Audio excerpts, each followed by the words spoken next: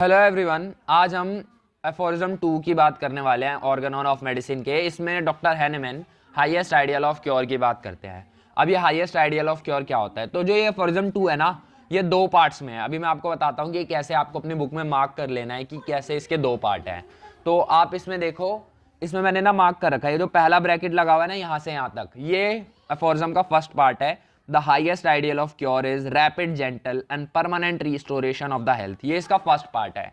और इसके आगे का जो है ना, और removal and annihilation of the disease in its whole extent in the shortest, most reliable, most harmless on easily comprehensible principal.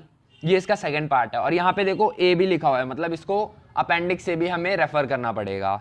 तो ये इसके दो पार्ट है एफोरिज्म के। अब ना पहले पार्ट को पहले समझने की कोशिश करते हैं। तो मैंने यहाँ पे लिखा हुआ है, देखो फर्स्ट पार्ट में डॉक्टर हैनेमैन ना एक्यूट डिजीज को ट्रीट करने का जो आइडियल वे है उसकी बात कर रहे हैं।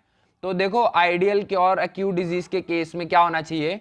रैपिड रिस्टोरेशन ऑफ हेल्थ होना चाहिए। ठीक है, रैपिडली जो हेल्थ में डिरेंजमेंट हुआ है वो रिस्टोर हो जाए। जब हम एक्यूट डिजीज की बात करते हैं तो हम देखते हैं कि जो एक्यूट डिजीज का ऑनसेट होता है ना, वो बहुत ही रैपिड होता है। तो वो बहुत जल्दी आने वाली डिजीज होती हैं। तो जो उनका क्योर है ना, वो भी रैपिड होना चाहिए। ठीक है, क्योंकि उनका ऑनसेट रैपिड होता है, इसलिए उनका क्योर भी रैपिड होना चाहिए।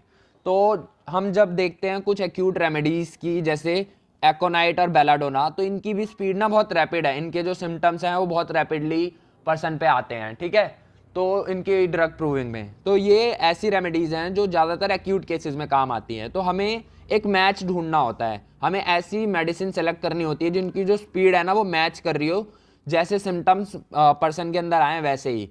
ठीक है, अब इसका रेफरेंस देखो, पहला था रैपिड। रैपिड क्योर कैसा होना चाहिए वो मैंने आपको बता दिया। दूसरा है जेंटल कैसा होना चाहिए। ठीक है, अब जेंटल का जो रेफरेंस है ना वो 6th एडिशन के प्रीफेस में दे रखा है। जेंटल क्योर की बारे में बात की हुई है।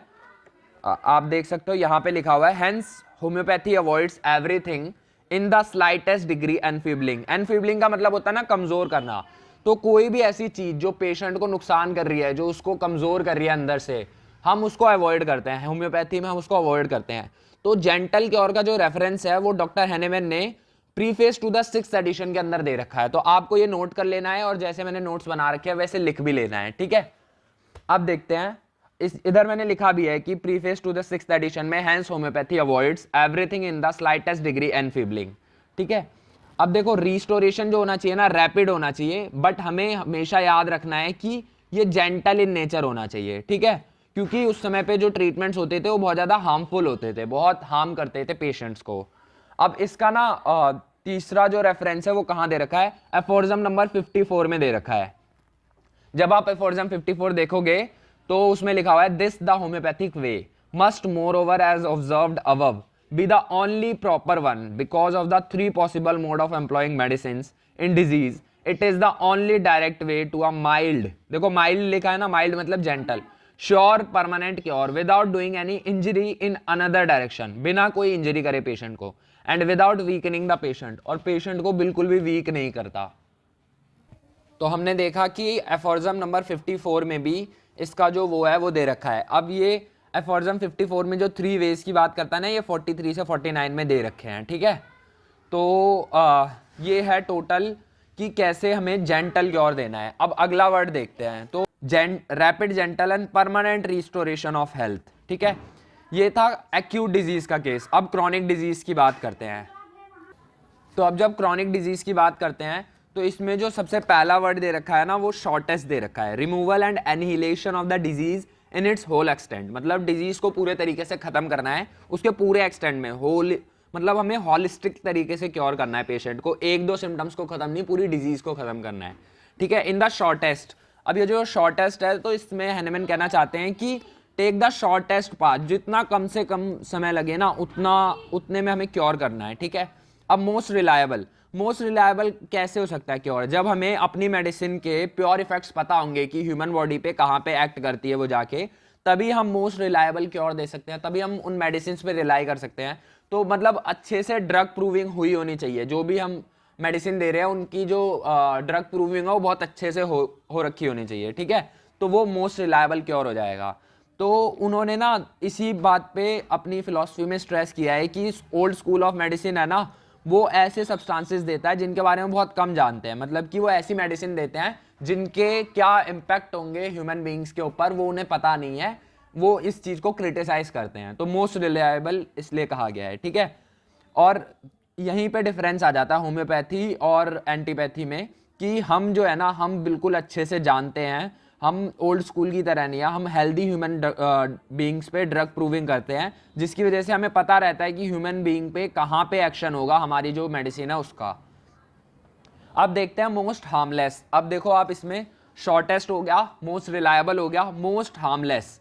मोस्ट हार्मलेस का जो रेफरेंस है ना, ये हिपोक्रेट्स से आता है। हिपोक्रेट्स ने एक बार कहा था कि क्योर में ना हमेशा कैसे करना चाहिए, प्राइमम नॉन नोसिरे। प्राइमम नॉन नोसिरे का मतलब होता है फर्स्ट डू नो हार्म, हमें कोई भी हार्म नहीं करना पेशेंट को इन द क्योर, ठीक है, during the time of cure हमें कोई भी हार्म नहीं करना पेशेंट को, तो यहां से मोस्ट हार्मलेस आता है। अब इजीली कॉम्प्रिहेंसिबल प्रिंसिपल्स, आप अगला पार्ट देखो एफोरिज्म का, यहाँ पे क्या लिखा है, ऑन इजीली कॉम्प्रिहेंसिबल प्रिंसिपल्स। तो इसका जो रेफरेंस है ना, ये एफोरिज्म नंबर 22 में मिलता है। ऐसे प्रिंसिपल्स का यूज करना है जो पेशेंट को इजीली समझ आ रहे हो, जो बिल्कुल ऐसे प्रिंसिपल्स हों जो इजीली कॉम्प्रिहेंड किए जा सके कि हम किस बेसिस पे दवाई दे रहे हैं। तो ये था पूरे एफोरिज्म का पार्ट। एक बार मैं फिर से पढ़ देता हूं। देखो, highest ideal of cure, acute disease के केस में क्या होता है, rapid, gentle and permanent restoration of health, ठीक है। और फिर क्रॉनिक डिजीज के केस में, ये था एक्यूट का। अब क्रॉनिक डिजीज के केस में removal and annihilation of the disease in its whole extent, पूरे एक्सटेंट में डिजीज को खत्म करना है, इन द शॉर्टेस्ट, सबसे कम समय में। मोस्ट रिलायबल, मतलब हमें ऐसी मेडिसिन का यूज करना है जो वेल प्रूव्ड हो हेल्दी ह्यूमन बींग्स पे, उनके क्या इंपैक्ट होंगे वो हमें पता हो। एंड मोस्ट हार्मलेस, मतलब हमें कोई भी हार्म नहीं करना पेशेंट को, ऑन इजीली कॉम्प्रिहेंसिबल प्रिंसिपल्स, और इजीली, जो हमें इजीली समझ आ सके, ऐसे कॉम्प्रिहेंसिबल प्रिंसिपल्स पे हमें मेडिसिन देनी है, ठीक है। सो ये था एफोरिज्म 2। इसके बारे में ए भी लिखा हुआ है, तो अपेंडिक्स में देख लेते हैं कि इसके बारे में क्या लिखा है। अपेंडिक्स में पेज नंबर 320 पे है, the first edition only adds in parenthesis rational system of medicine. देखो, जब फर्स्ट एडिशन आया था ना, उसमें क्या था, यहाँ पे इजीली कॉम्प्रिहेंसिबल प्रिंसिपल की जगह सिर्फ रेशनल सिस्टम ऑफ मेडिसिन लिखा हुआ था, तो अब उन्होंने कर दिया इजीली कॉम्प्रिहेंसिबल प्रिंसिपल, मतलब कि इसमें उन्होंने दोनों लॉज, एफोरिज्म 22 के अकॉर्डिंग दोनों लॉज को इंक्लूड कर दिया, सिमिलिया एज वेल एज कॉन्ट्रेरिस, capable of annihilating disease because the medicinal substance by exciting certain effects and symptoms. This is to say by producing a certain artificial morbid state, removes and abrogates the symptom already present. और ये तो देखो उसकी बात कर रहा है, और फिर यहाँ पे एलोपैथिक मेथड की भी बात करता है, ठीक है। The other possible mode of employing medicine, ये सिमिलिया के बेसिस की बात कर रहा है, और यहाँ पे देखो दूसरा पॉसिबल मेथड जो है वो एलोपैथिक मेथड की बात कर रहा है। सो ये हो गया एफोरिज्म 2 पूरा खत्म। होप आपको समझ आ गया होगा। मिलते हैं नेक्स्ट वीडियो में एफोरिज्म 3 के साथ।